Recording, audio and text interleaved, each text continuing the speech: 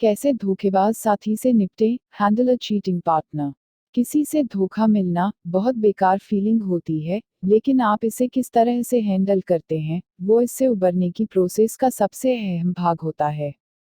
फिर चाहे आप रिश्ते को दोबारा बनाने की कोशिश करें या फिर चीज़ों को वहीं पर ख़त्म कर दें, सीखें किस तरह से आपको इससे उबरना और मूव ऑन करना है। स्टेप 1, भरोसे को दोबारा जगाना, रीएस्टैब्लिशिंग ट्रस्ट। 1, पहले तो तय करें कि आप फिर से भरोसे को बनाना चाहते हैं या नहीं। जब आपका साथी भरोसे के लायक नहीं होता, ये आपके भरोसे पर सबसे बड़ा वार होता है। और ये एक ऐसी चीज़ होती है जिससे ये पता चलता है कि वो इंसान न तो किसी चीज़ के लायक है, नहीं वो एक हेल्दी रिलेशनशिप को संभाल सकता है। एक तरफ तो अच्छे लोग गलत निर्णय करते हैं, और अगर उन्हें उनकी गलती का असल में एहसास होता है और वो इसके लिए माफ़ी भी मांगते हैं, इस तरह से मिली हुई माफ़ी उनके रिश्ते को और भी बेहतर बना सकती है। वहीं दूसरी ओर अगर आप फिर से उस इंसान पर भरोसा नहीं कर सकते, तो रिश्ता तो समझो खत्म ही हो चुका है। ध्यान रखने योग्य बातों में ये कुछ खास बातें शामिल हैं। क्या आपका पार्टनर दिल से माफ़ी मांग रहा है? क्या उसने खुद ही आगे बढ़कर आपको ये बताया है या फिर आपको किसी और से इसका पता लगा? क्या इसके पहले भी ऐसा ही कुछ हो चुका है, या फिर उसने पहले कभी इस तरह का बर्ताव न करने का वादा किया है और इसके बाद भी ये जारी रहा या और भी बदतर हो गया?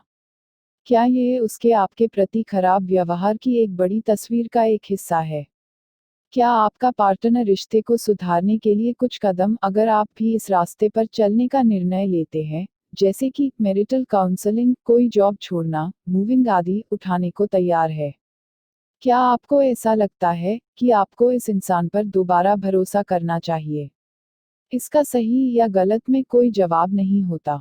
इसका जवाब पूरी तरह से उस इंसान के ऊपर निर्भर करता है जिसने आपको धोखा दिया है।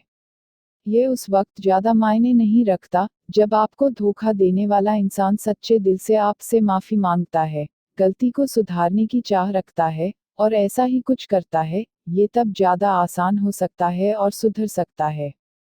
आपकी फीलिंग्स समय के साथ और उस धोखेबाज पार्टनर के साथ मिले अनुभव के साथ में बदल सकती हैं। ये या तो एक तरफ जाएंगी या फिर किसी दूसरी ओर। ये एकदम नेचुरल है। आपके अच्छे फ्रेंड्स और रिलेटिव्स ऐसे वक्त पर आपको एक अच्छा और सच्चा निर्णय लेने में मदद कर सकते हैं। एक बात को समझें कि आपको ज़्यादातर मामलों में एकदम शुरुआत में ही निर्णय लेने की ज़रूरत नहीं है। ये आपकी लाइफ है। 2. आपके पार्टनर के धोखा देने के तरीके को समझें। लोग अक्सर ही कई तरह के अलग अलग कारणों से धोखा देते हैं और ये कारण हमेशा ही सेक्स नहीं होता है। कभी कभी लोग इसलिए भी धोखा देते हैं क्योंकि वो किसी तरह के इमोशनल कनेक्शन की तलाश कर रहे होते हैं, किसी तरह के घाटे या कठिन दौर से निपटने की कोशिश कर रहे होते हैं, या फिर बच के निकलना चाहते हैं। हालांकि ये उनके द्वारा किए गए इस तरह के बर्ताव का कोई बहाना नहीं होता। ऐसा न मान ले कि आपके साथी की धोखाधड़ी सेक्स के बारे में थी। आगे बढ़ने से पहले उनके धोखा देने की असली वजह का पता जरूर कर लें। आपके पार्टनर से कुछ ऐसा बोलकर देखें, मुझे मालूम है कि तुमने क्यों मुझे धोखा दिया और वो कौन था। प्लीज मेरे साथ सच बोलो और मुझे बताओ कि क्या हुआ था। ध्यान रखें कि हो सकता है कि उन्हें शायद सच में न मालूम हो कि आखिर उनसे बेवफाई क्यों हुई। हो सकता है कि उनके मन में सच में इस बारे में कोई ख्याल ही न आया हो, या अगर उन्हें इसका ख्याल आया भी होगा, तो भी शायद उन्हें नहीं मालूम हो कि ऐसा क्यों हुआ। और हो सकता है कि उसे पूरी तरह से इसकी वजह समझ ही न आई हो। ये इसका कोई बहाना नहीं है, लेकिन आप भी समझे कि उसका मुझे नहीं मालूम भी इसका एक सच्चा जवाब होगा। कुछ कॉमन वजहों में ये वजह शामिल हैं। किसी और इंसान की तरफ आकर्षण, अटेंशन, एक्साइटमेंट या नएपन की अभिलाषा। एक खतरे में पड़ी शादी, दोनों के बीच में अड़ंग से बातचीत का न होना, शादी में तनाव, दोनों पार्टनर का अलग रहना। अगर उसके पेरेंट्स आपको लेकर खुश न हो। कुछ लोगों की सोच ऐसी होती है जो ऐसा मानकर चलते हैं कि धोखा देने में कोई बुराई नहीं। मेंटल बीमारी या डिसऑर्डर, ऐसे लोग जो धोखा देते हैं वो जरूरी नहीं कि मेंटल रूप से बीमार ही हों, लेकिन बायपोलर डिसऑर्डर, डिप्रेशन या फिर लोगों का ध्यान पाने की लालसा जैसी मानसिक बीमारी, इस तरह के गलत निर्णय लेने में हौंत बंटाती है।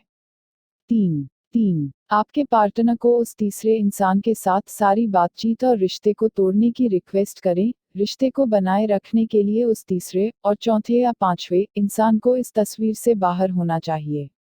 हदें तोड़ी जा चुकी हैं और इन्हें दोबारा फिर से कुछ इस तरह से तैयार करना होगा जो रिश्ते को बचा सके। कहने का मतलब यह है कि आपके पार्टनर को उस तीसरे इंसान के साथ सारे बंधनों को तोड़ने का कहना है।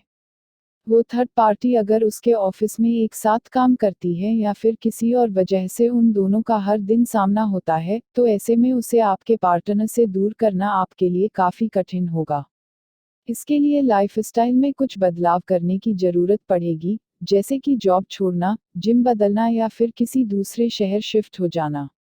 अगर ये रिश्ता किसी बहुत करीबी रिलेटिव जैसे कि आपके कज़न, तो ऐसे में ये काफी कठिन और अजीब भी हो जाएगा। इससे न सिर्फ आपका रोमांटिक रिलेशनशिप टूटेगा, बल्कि आपका एक करीबी रिश्ता भी टूट जाएगा। अगर आपका पार्टनर उस थर्ड पार्टी के साथ रिश्ता तोड़ने से मना कर देता है, तो ये इस बात का इशारा है कि वो लोग आपके साथ धोखेबाजी करना बंद करने को तैयार नहीं हैं।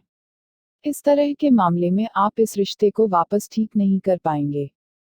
अगर वो थर्ड पार्टी आपके पार्टनर के द्वारा सारे रिश्ते तोड़ने के बाद भी उसका पीछा नहीं छोड़ती है, तो ऐसे में आप और आपका पार्टनर उसे आप दोनों से दूर रखने के लिए एक रिस्ट्रेनिंग ऑर्डर भी निकलवा सकते हैं। 4. आप जब तैयार हो जाएं, तब आपके पार्टनर के साथ में बात करें। पहले तो ये बात जानना कि आपके पार्टनर का किसी और के साथ में अफेयर चल रहा है, इससे आपको काफी इमोशनल झटका लगेगा। आपको आपके पार्टनर से इसके बारे में बात करने से पहले कुछ वक्त का इंतजार कर लेना चाहिए। आपके रिश्ते में आगे बढ़ने के लिए जरूरी है कि आप अफेयर के बारे में चर्चा कर लें, लेकिन ऐसा न सोचें कि आपको एकदम फौरन ही इसके बारे में आपके पार्टनर के साथ बात करना है। आप पूरा वक्त लें और जब आपको ऐसा लगे कि आप बात करने को तैयार हैं, तब बात करें। अगर आपका पार्टनर आपको बात करने के लिए फोर्स करता है, तो कुछ ऐसा बोलें कि मुझे ये बात अच्छी लगी कि आप मुझसे बात करना चाहते हैं, लेकिन मैं अभी बहुत हट हूँ और इस बारे में बात करने की कंडीशन में नहीं हूँ। अगर आप मुझसे प्यार करते हैं, तो प्लीज मुझे कुछ वक्त और स्पेस दें। आपको बहुत ज्यादा गुस्सा आना एकदम जायज है। आपके पास हट होने, गुस्सा होने और दूसरी तरह के इमोशंस दिखाने का पूरा अधिकार है। इसे व्यक्त करना आपके लिए हेल्दी है, क्योंकि धोखा देना ठीक नहीं है और आपके पार्टनर को यह जानने की जरूरत है कि उसके कार्य आपको कैसे प्रभावित करते हैं। आपके सच्चे और ओपन न होने का मतलब कि उनको पता ही नहीं चल पाएगा कि आखिर उन्होंने क्या गलत किया है, क्योंकि उनका सच्चाई के साथ सामना नहीं होता। और यदि आप इन नेचुरल और सामान्य भावनाओं को कम करने की कोशिश करते हैं, तो आपके अंदर इमोशंस का गुबार फट सकता है। अगर वो नज़रअंदाज करने या सारा दोष आप पर मढ़ने की कोशिश करते हैं, तो ये इस बात की ओर इशारा है कि वो इसकी जिम्मेदारी ही नहीं उठाना चाह रहे हैं। आप कुछ ऐसा भी कह सकते हैं कि मैं अपना सारा ध्यान आपके व्यवहार पर लगाना चाह रही थी। 5. आपके शादीशुदा रिश्ते से बाहर के लिए कुछ बाउंड्री तैयार करें। अफेयर अक्सर उस वक्त पर होते हैं जब हेल्दी रिलेशनशिप्स की मर्यादाओं का सम्मान न किया गया हो। इन्हें तय करने के लिए आपके पास सारे अधिकार होते हैं, फिर चाहे सामने वाला इंसान अफेयर करने का चाहे कोई भी कारण या बहाना क्यों न दे। उदाहरण के लिए आपके पार्टनर को उसके ऑफिस में काम करने वाले किसी भी इंसान के साथ में आपके और आप दोनों के शादीशुदा जीवन में मौजूद परेशानियों के ऊपर बात करना चाहिए। इसके लिए आपको और आपके पार्टनर को साथ में मिलकर एक ऐसी बातों की लिस्ट तैयार करना होगी जिनके बारे में ऑफिस के लोगों के साथ चर्चा करना स्वीकार्य है, और साथ ही एक ऐसी लिस्ट भी तैयार करना होगी जिसके बारे में उन्हें अपने ऑफिस के लोगों से कोई बात नहीं करना है। फ्रेंडशिप में किसी भी तरह सेक्सुअलिटी शामिल नहीं है। कोई भी किसी को किस नहीं कर सकता अगर इसे आपके कल्चर में अभिवादन करने के तरीका न माना जाता हो, तो फ्लर्ट या दूसरे किसी तरह के सेक्सुअल बर्ताव में शामिल नहीं हो सकता। उन लोगों के साथ कहीं भी नहीं जाना चाहिए जिनसे आपको बेवफाई मिलने का खतरा है। इसका मतलब कि इसमें सिंगल या मैरिड को वर्कर के साथ में ड्रिंक्स नहीं लेना शामिल है। ये आपको ज़रा सा अजीब जरूर लग सकता है, लेकिन सच में ये दोबारा भरोसा जगाने में आपकी मदद कर सकता है। मैरिज में इमोशनल इंटीमेसी जरूरी होती है। इसका मतलब ये बिल्कुल भी नहीं कि आपके पास में एक भी बेस्ट फ्रेंड नहीं हो सकता, लेकिन जरूरी बात यह है कि आप दोनों को आपकी हद में ही रहना चाहिए। 6. 6. अपने पार्टनर से उसके पूरे दिन के उसके ठिकाने के बारे में पूछें। भरोसे को दोबारा जगाने के लिए आपके पार्टनर को ये बात समझ आना चाहिए कि उसने आपके भरोसे को खो दिया है। इसी वजह से आपको आपके पार्टनर के हर वक्त के ठिकानों का पता होना जरूरी है। हाँ, ये आपके पार्टनर के साथ में नाइंसाफी करने जैसा जरूर लग सकता है, लेकिन अगर उन्होंने आपका भरोसा दोबारा जीतने का वादा किया है, तो ऐसे में ये करना काफी जरूरी है। ऐसा करते वक्त जरा सावधानी रखें और किसी भी तरह के नियंत्रण या मान रखने की सीमा को न पार करें। आपका पार्टनर दिन भर में कहाँ कहाँ जाता है, इसे पता लगाना ठीक है, लेकिन आप अगर दिन भर उसके सामने मैसेज और कॉल की लाइन लगा देंगे, तो ये आपके लिए अच्छा नहीं रहेगा, और न ही उनके द्वारा एकदम फौरन कोई जवाब न देने की स्थिति में उन्हें या आपके रिश्ते को खतरे में डालने की धमकी देना उचित है। देखिए, ऐसे में आपका उन पर शक करना जायज है, लेकिन आपके बर्ताव को भी उचित होना चाहिए। 7. 7. आपके पार्टनर के धोखे के बारे में बात करें, लेकिन एक हद में रहकर। आप एक धोखा खाई हुई पार्टी होने के नाते एक लिमिट सेट करें और आपको कब क्या जानना है तय करें। एक आइडिया, हर हफ्ते में 2 बार लगभग 30 मिनट का एक सेशन तैयार करें, जिसमें आप उसके पूरे हफ्ते के बारे में पूछने की बजाय पार्टनर से उनके अफेयर के बारे में बात करें। आपके पार्टनर से ऐसी कोई भी बात उजागर करने को न कहें, जिसे सुन पाना आपके लिए बहुत दर्दनाक हो। आप ही तय करें कि कब आपको कौन सी इंफॉर्मेशन जानने की जरूरत है। साथ ही आपको सारी बातों को पूरी तरह से न जानने का निर्णय लेने का हक भी है। 8. 8. आपकी अपनी शर्तों पर उन्हें माफी दे। आपका पार्टनर सच में अपने किए को लेकर पछतावा कर रहा होगा, और आपकी तरफ से माफी मिलने की आशा भी लगा रहा होगा। लेकिन दिल से निकलने वाली माफी में कुछ वक्त लगता है, और इसके लिए कोई टाइम टेबल मौजूद नहीं है। धोखा देने वाले व्यक्ति को ये बात समझना चाहिए कि उनके पास में इस दर्द से उबरने के उपचार को निर्देशित करने का अधिकार नहीं है। अगर आपके पार्टनर को माफी देने से पहले आपके दर्द से उबरने में कुछ वक्त लेना चाहते हैं, तो ये एकदम ठीक है। आपके पार्टनर को ये समझने में मदद करने के लिए उन्हें बताएं कि आप अभी भी उनके दिए हुए दर्द से नहीं उबर पाए हैं, कि आप उन्हें माफी दे सके और आपको कुछ और वक्त की जरूरत है। कुछ ऐसा कहें कि मैं तुम्हारी माफी की तारीफ करती हूँ, और मैं चाहता हूँ कि आप माफी मांगे, लेकिन मैं अभी तक आपको माफ करने के लिए तैयार नहीं हूँ। माफी न देने में भी कोई बुराई नहीं है। धोखा एक बहुत गहरा घाव होता है, और कभी कभी ये रिश्ते को पूरी तरह से बर्बाद कर देता है। इसका मतलब ये बिल्कुल भी नहीं कि आप एक अच्छे इंसान नहीं हैं, या फिर आप प्यार के ही काबिल नहीं हैं। अगर आप उसे माफ नहीं करना चाहते तो न करें। 9. 9. काउंसलर से मदद मांगे। धोखेबाज पार्टनर के साथ अपने आप अकेले निपट पाना काफी मुश्किल होता है। अगर आपके और आपके पार्टनर के लिए इस प्रोसेस से गुजर पाना काफी मुश्किल लग रहा है, तो इससे निपटने के लिए किसी लाइसेंस्ड काउंसलर से मदद लें, जो इस तरह के शादीशुदा रिश्तों में आए परेशानियों के लिए ही काम किया करते हैं। एक मैरिज काउंसलर आपकी भावनाओं से निपटने और ज्यादा रचनात्मक बातचीत करने में आपकी मदद कर सकता है। एक बात ध्यान में रखकर चलें कि मैरिज काउंसलिंग से आपको बहुत जल्दी कोई मदद नहीं मिलेगी। किसी भी रिश्ते में दोबारा भरोसा बना सकने में वक्त जरूर लगता है। मैरिज और कपल्स काउंसलिंग आपको आसानी से रिश्ता तोड़ने में भी मदद करते हैं। वैसे तो काउंसलर पहले आपके रिश्ते को जोड़ने की कोशिश करते हैं, लेकिन जब उन्हें इनके काम करने की कोई उम्मीद नजर नहीं आती, तब वो इसे दूसरी दिशा में मोड़ने के कदम उठा लेते हैं। स्टेप 2. एक बेहतर रिश्ता बनाना, बिल्डिंग अ बेटर रिलेशनशिप। 1. आपके पार्टनर को आपके साथ ज्यादा खुलकर रहने के लिए प्रेरित करें। आपके पार्टनर के साथ में आपके ज्यादातर इमोशंस को शेयर करना, और आपके पार्टनर को भी आपके साथ में ऐसा ही करने को प्रेरित करना, आपके बीच के रिश्ते के धागे को मजबूत बनाने में मदद करता है। हर रोज ये करने की आदत ही बना लें। आपके पार्टनर के सामने आपके दिल की बातें बताने की शुरुआत में ये सवाल करना शामिल है। तुम्हें याद है हम लोग पहले कैसे रात में बात करते करते वॉक करके सारी कॉलोनी के चक्कर काटा करते थे? चलो आज भी हम वैसा ही करते हैं, क्या कहते हो? कल हम दोनों के बीच में जो कुछ हुआ वो उतना सही नहीं था, और मैं अब दोबारा दूसरी तरह से कोशिश करना चाहती हूँ। अगर तुम कहो तो मैं ऐसा करूँ, और इस बार मैं वादा करती हूँ कि मैं गहरी सांस लूंगी और बहुत शांति से सुनूंगी। मैं यह भी कहना चाहती हूँ कि मेरे लिए क्या बेहतर काम करता है, और मुझे यह पता लगाना है कि आप क्या उम्मीद कर रहे हैं। दो दो एक दूसरे की जरूरत के बारे में ध्यान रखें। आपके रिश्ते में आगे बढ़ने के लिए आप दोनों को ही एक दूसरे की जरूरतों को समझना होगा। आपका पार्टनर क्या चाहता है और आप उससे क्या चाहते हैं, ये बताने का एक सबसे अच्छा तरीका ये है कि आप दोनों बैठकर इसके बारे में बात कर लें। अगर आपको आपके पार्टनर की जरूरतों या इच्छाओं को लेकर कुछ संदेह है, तो इसे पता करना का सबसे अच्छा तरीका ये है कि आप उससे सवाल करें और सुनें। अगर आपको अभी भी कोई शक है, तो और सवाल करें।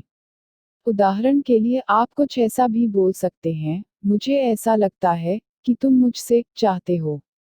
क्या मैं सही समझ रहा हूँ? तीन तीन एक दूसरे की तारीफ करें। कुछ अच्छे कमेंट्स करके आपकी तरफ से उनकी तारीफ करना किसी भी हेल्दी रिलेशनशिप का एक अहम भाग होता है। पहले तो आपके और आपके पार्टनर के द्वारा इस तरह से की जाने वाली तारीफ की जरूरत को समझने की पुष्टि करें, और आप दोनों को ही मालूम है कि इसे कैसे करना चाहिए। एक अच्छी तारीफ में न सिर्फ सच्चाई और कोई खास बात ही होना चाहिए, बल्कि इनकी शुरुआत भी एक तुम स्टेटमेंट्स की बजाय मैं स्टेटमेंट्स से होनी चाहिए। उदाहरण के लिए अगर आपके पार्टनर ने बहुत अच्छे से किचन की सफाई की है, तो ऐसा न कहें कि तुमने तो बहुत अच्छे से किचन की सफाई कर दी, बल्कि ऐसा कहें, मुझे बहुत अच्छा लगा कि तुमने किचन साफ कर दिया। इस तरह से तुम की जगह पर मैं इस्तेमाल करके आप आपके पार्टनर को ये दर्शा पाएंगे कि आपको कैसा फील हुआ, न कि आपने सिर्फ इसे नोटिस किया। चार चार आपके पार्टनर को बदलाव करने का कहें। अगर आपने आपके पार्टनर के साथ मिलकर रिश्ते को आगे बढ़ाने के बारे में विचार कर ही लिया है, तो फिर आपको आपके पार्टनर से एक वादा करने को कहना होगा कि आगे से वो ऐसा कोई भी बर्ताव नहीं करेंगे जिसकी वजह से वो किसी अफेयर में पड़ जाएं। आपके पार्टनर से साफ साफ कहें या उनके बर्ताव में बदलाव करने योग्य शामिल बातों को लिख कर रख लें। पाँच पाँच किसी दूसरे अफेयर की संभावना से निपटने के लिए परिणामों की स्थापना करें, जैसे कि इस बात की पूरी संभावना है कि आपका पार्टनर आपको फिर से धोखा दे सकता है, तो आप दोनों को मिलकर किसी दूसरे अफेयर के परिणामों की स्थापना करना होगी। इन परिणामों में तलाक या अन्य तरह के प्रतिघात जैसी बातें शामिल हो सकती हैं। आप दोनों को ही इन परिणामों को लिखकर रखना है और किसी वकील की मदद से इन्हें कानूनन रूप से तैयार करा लेना है। 6 जानें कि कब इस रिश्ते को खत्म करने का वक्त आ गया है। अगर आपकी ओर से पूरी सच्ची कोशिशों के बावजूद और मैरिज काउंसलिंग के बाद भी आपको कोई सुधार नजर नहीं आया है, तो आपको इस बात को स्वीकार कर लेना चाहिए कि ये रिश्ता अब आगे नहीं बढ़ सकता। आपका रिश्ता अब जुड़ने लायक नहीं बचा के संकेतों में ये शामिल हैं। हमेशा ही झगड़ा होना, आपके पार्टनर के साथ कनेक्ट कर सकने की असमर्थता, आपके पार्टनर के साथ संवेदना व्यक्त करने या पाने की असमर्थता, दर्द और क्रोध जो समय के साथ कम नहीं होता है, अपने पार्टनर को माफ करने में असमर्थता। सलाह, अगर आपको अपने पार्टनर की धोखेबाजी से निपटने में परेशानी हो रही है, तो ऐसे में अपनी ही इच्छा से इन इमोशंस से निपटने में मदद की चाह से किसी मेंटल हेल्थ प्रोफेशनल के पास जाएं। चेतावनी, अगर आपके बच्चे हैं, तो अपने बच्चों के साथ अपने धोखेबाज पार्टनर के उस रिश्ते को अलग रखें, उनके सामने कुछ न आने दें। ये आपके और आपके पार्टनर के बीच का मामला है, आपको इसमें अपने बच्चों को शामिल करने की कोई जरूरत नहीं। उन्हें आपके धोखेबाज पार्टनर के खिलाफ करने की कोशिश न करें, और न ही अपने पार्टनर को डराने या धमकाने, जैसे कि तलाक और अपने बच्चों की फुल कस्टडी लेने की धमकी देना, के लिए भी उनका इस्तेमाल करें। अगर आपका पार्टनर अक्सर आपको धोखा दिया करता है या फिर पछतावा दिखाने के बाद वापस आपको धोखा देता है, तो फिर आप शायद किसी खिलाड़ी या एक सेक्स एडिक्ट के साथ रिलेशनशिप में हैं। इस तरह के मामले में आपको अपना रिश्ता खत्म करके आगे बढ़ जाना चाहिए। नहीं तो आगे जाकर आपको आपके पार्टनर के द्वारा लगातार मिलने वाले धोखे की वजह से बहुत बड़ा आघात पहुंचेगा।